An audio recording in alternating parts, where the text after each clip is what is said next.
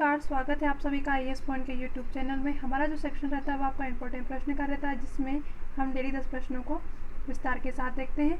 आइए प्रश्नों की शुरुआत करने से पहले हम आपको बता दें, यूपीएसआई महासंग्राम 2021 नोट्स यूपीएसआई की सिलेबस पर आधारित है। यह नोट्स आपको मात्र 149 रुपये में दिया जा रहा है। सिलेबस में जितने भी टॉपिक है सभी के सभी कवर किए गए हैं। लगभग 250 पीडीएफ का संग्रह जो कि टॉपिक टू टॉपिक है, जैसे सामान्य हिंदी, मूल विधि, सामान्य अध्ययन यानी कि संपूर्ण जीएस, उत्तर प्रदेश विशेष, गणित, तर्क परीक्षण यानी कि रीजनिंग, कंप्यूटर और प्रमुख संस्थाओं जैसे कई महत्वपूर्ण टॉपिक कवर किए गए हैं। नोट्स को प्राप्त करने के लिए आप व्हाट्सएप पर इस नंबर पर मैसेज कर सकते हैं। अधिक से अधिक जानकारी प्राप्त करने के लिए आप इसी नंबर पर कॉल भी कर सकते हैं। धन्यवाद। चलते हैं हमारे प्रश्नों की ओर। प्रश्न नंबर पहला है, निम्नलिखित में से व्यक्ति कौन है जो अनुच्छेद 143 के अधीन किसी मामले को सलाहकारी राय के लिए भारत के उच्चतम न्यायालय को भेज सकते हैं। ऑप्शन है आपके पास भारत के राष्ट्रपति, राज्यपाल, उपराष्ट्रपति या फिर राष्ट्रपति तथा राज्यपाल। इस प्रश्न का सही जवाब है आपका ऑप्शन नंबर ए, यानी कि भारत के जो राष्ट्रपति है वह अनुच्छेद 143 के अधीन किसी भी मामले को सलाहकारी राय के लिए भारत के उच्चतम न्यायालय को भेज सकते हैं। आइए देखते हैं। संविधान के अनुच्छेद 143 के अधीन भारत का राष्ट्रपति विधि या तथ्य के सार्वजनिक महत्व का प्रश्न उपस्थित होने पर संबंधित मामले को सलाहकारी राय के लिए उच्चतम न्यायालय को भेज सकता है, परंतु न्यायालय ऐसी सलाह देने के लिए तथा राष्ट्रपति की दी गई सलाह को मानने के लिए बाध्य नहीं होगा। अगले प्रश्न की ओर चलते हैं। प्रश्न नंबर दूसरा है, निम्नलिखित में से कौन सी नियुक्ति भारत के राष्ट्रपति द्वारा नहीं की जाती है। ऑप्शन है आपके पास लोकसभा अध्यक्ष, भारत का मुख्य न्यायाधीश, वायुसेना अध्यक्ष या फिर थल सेना अध्यक्ष। आपको बता दें कि जो भारत के राष्ट्रपति के द्वारा नियुक्ति नहीं की जाती है वह है लोकसभा अध्यक्ष। लोकसभा अध्यक्ष की नियुक्ति भारत के राष्ट्रपति के द्वारा नहीं की जाती है। आइए देखते हैं। लोकसभा अध्यक्ष का निर्वाचन लोकसभा जो सदस्य होते हैं उनके द्वारा किया जाता है। आप सबको याद रखना है कि जो लोकसभा अध्यक्ष का निर्वाचन लोकसभा के सदस्यों के द्वारा ही किया जाता है।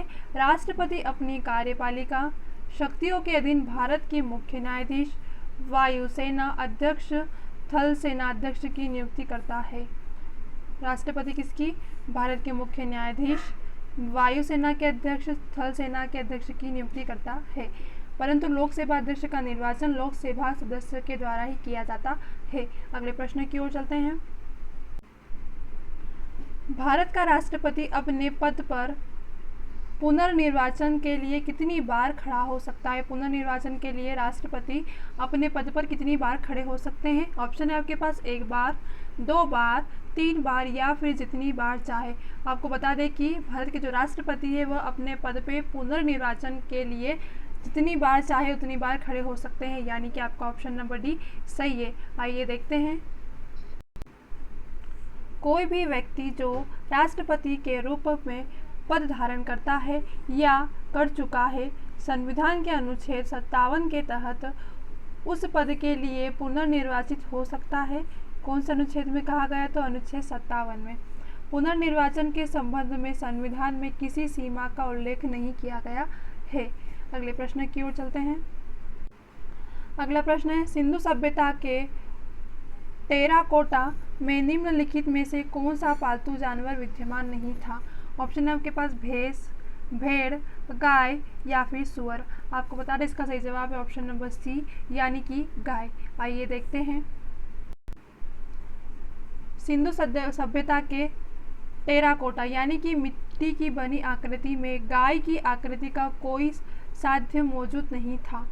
सभी थे परंतु उसमें गाय की जो आकृति है उसका कोई भी साध्य मौजूद नहीं था। अन्य दिए गए सभी जानवरों को इस संदर्भ में साक्ष्य मौजूद है। अगले प्रश्न की ओर चलते हैं। अगला प्रश्न है, निम्नलिखित में से किस विदुषी ने वाद विवाद में अजय याज्ञवल्क्य को चुनौती दी थी। आपको बता दें कि अजय याज्ञवल्क्य को जिन्होंने चुनौती दी थी वह है आपके ऑप्शन नंबर डी यानी कि गार्गी को चुनौती दी थी अजय ने। अब देखेंगे हम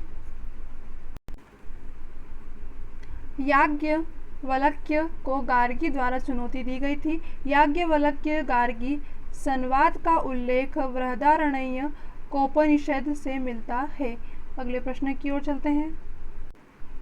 अगला प्रश्न है दक्षिण भारत में प्रसिद्ध जैन केंद्र स्थित है। ऑप्शन है आपके पास रामेश्वरम, काची, मदुरई या फिर श्रवणबेलगोला। आपको बता दें कि दक्षिण भारत में जो प्रसिद्ध जैन केंद्र है यह श्रवणबेलगोला में स्थित है, यानी कि आपका ऑप्शन नंबर डी सही होगा। आइए देखते हैं। दक्षिण भारत में प्रसिद्ध जैन केंद्र कर्नाटक के मैसूर में स्थित श्रवणबेलगोला है। कहाँ पर है यह? तो कर्नाटक के मैसूर में स्थित है। क्या है? श्रवणबेलगोला है। यहाँ गोमतेश्वर की मूर्ति चामुंडा राय ने बनाई थी। यहाँ पर जो गोमतेश्वर की मूर्ति है यह किसने बनवाई थी? चामुंडा राय ने बनवाई थी। और जो प्रसिद्ध जैन केंद्र कर्नाटक है वह कहाँ पर है? तो मैसूर में स्थित है। अगले प्रश्न की ओर चलते हैं। प्रश्न नंबर 7वां है बिंदुसार के शासन के दौरान अशांति कहाँ थी? ऑप्शन है आपके पास उज्जैनी यानी कि उज्जैन, पुष्कलावती, तक्षशिला या फिर राजगृह। आपको बता दें कि बिंदुसार के शासन के दौरान अशांति तक्षशिला में थी, यानी कि आपका ऑप्शन नंबर सी सही होगा। आइए देखते हैं। चंद्रगुप्त मौर्य के उत्तराधिकारी एवं उनके पुत्र बिंदुसार के शासनकाल में तक्षशिला में विद्रोह हुआ। उसने अशोक को कुम्रातम्मात्य बनाकर वहां का विद्रोह दबाने के लिए भेजा। अशोक ने न केवल विद्रोह को शांत किया बल्कि वहां की प्रजा का प्रेम और विश्वास भी जीता। आपको याद रखना है कि बिंदुसार के शासनकाल में तक्षशिला में क्या थी? विद्रोह हुआ था, यानी कि अशांति थी। अगले प्रश्न की ओर चलते हैं। अगला प्रश्न है कुषाण काल में भारतीय और ग्रीक शैली के मिश्रण से विकसित कला विद्यालय को किस नाम से जाना जाता है? ऑप्शन है आपके पास कुषाण कला, फारसी कला, गांधार कला या फिर मुगल कला। अब आप सोच रहे होंगे कुछ बच्चे कि इसे कुषाण कला ही कहा जाता, परंतु नहीं, इसे कुषाण कला नहीं कहा जाता, इसे गांधार कला कहा जाता था। आइए देखते हैं। गांधार कला कुषाण कला में विकसित हुई थी। गांधार कला की विषय वस्तु भारतीय थी। आपको याद रखना है कि जो गांधार कला है इसकी जो विषय वस्तु वह क्या थी? भारतीय ही थी, परंतु कला शेष यूनानी और रोमन थी। इसलिए गांधार कला को ग्रीको रोमन, ग्रीको बुद्धिस्ट या हिंदू यूनानी भी कहा जाता है। आपको याद रखना है कि गांधार कला को, यह मोस्ट इंपॉर्टेंट लाइन है आपकी, कि इसे ग्रीको रोमन, ग्रीको बुद्धिस्ट या हिंदू यूनानी कहा जाता है। सर्वप्रथम गांधार नामक स्थान पर इसके प्रकट होने के कारण इसे गांधार कला कहा जाता है। अगले प्रश्न की ओर चलते हैं।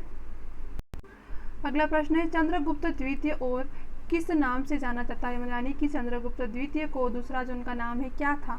ऑप्शन है आपके पास समुद्रगुप्त, स्कंदगुप्त, विक्रमादित्य या फिर राणागुप्त। आपको बता दें कि चंद्रगुप्त द्वितीय को एक और नाम से जाना था, वह नाम है विक्रमादित्य। आपको याद रखना है विक्रमादित्य को ही चंद्रगुप्त द्वितीय के नाम से जाना जाता था।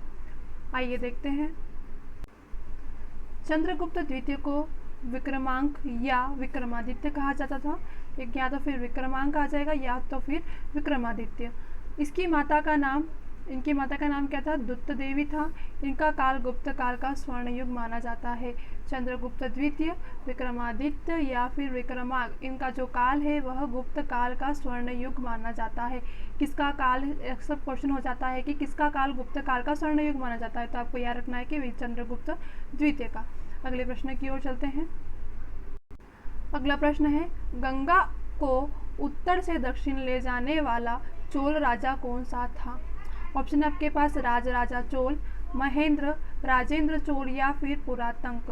आपको बता दें गंगा से को उत्तर से दक्षिण की ओर ले जाने वाला जो चोल राजा था वह था राजेंद्र चोल। राजेंद्र चोल ने ही गंगा को उत्तर से दक्षिण ले जाने का काम किया था, यानी कि आपका ऑप्शन नंबर सी सही होगा, राजेंद्र चोल। आज का प्रश्नों का संग्रह यहीं पर समाप्त होता है। किसी प्रश्न में अगर आपको कोई भी डिफिकल्टी आई हो तो अब आप हमसे कमेंट सेक्शन में ज़रूर पूछ सकते हैं। धन्यवाद, मिलते हैं हमारी अगली क्लास में।